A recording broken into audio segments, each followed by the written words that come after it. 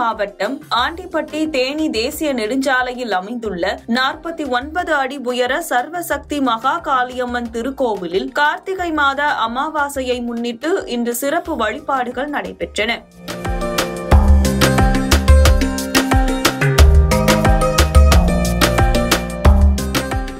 ஆண்டுதோறும் வரும் கார்த்திகை அமாவாசை தினம் மிகவும் புனிதமானதாக கருதப்படுகிறது. இந்நாளில் பக்தர்கள் தெய்வங்களின் ஆசியையும் முன்னோர்களின் ஆசியையும் ஒருங்கே பெறுவதற்காக விரதமிருந்து சிறப்பு வழிபாடுகளை மேற்கொள்வது வழக்கம். இந்த தினத்தை முன்னிட்டு திருக்கோவிலில் சர்வசக்தி மகா காளியம்மனுக்கு பல வகையான பழங்கள், வாசனை திரவியங்கள், மங்கள பொருட்கள் கொண்டு விசேஷ அபிஷேக ஆராதனைகள் செய்யப்பட்டு மகா தீபாராதனை நடைபெற்றது.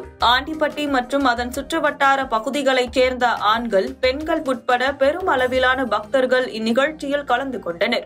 குறிப்பாக விரதமிருந்து வழிபாட்டில் பங்கேற்ற சுமங்கலி பெண்களும் கன்னி பெண்களும் தங்கள் குலதெய்வமான அம்மனை மனதார வேண்டி முன்னோர்களை நினைத்து ஆத்மார்த்தமாக பிரார்த்தனை செய்தனர். சிறப்பு பூஜையில் கலந்து கொண்ட அனைவருக்கும் சர்க்கரை பொங்கல் பிரசாதமாக வழங்கப்பட்டது. மேலும் அன்னதானமும் வழங்கப்பட்டது.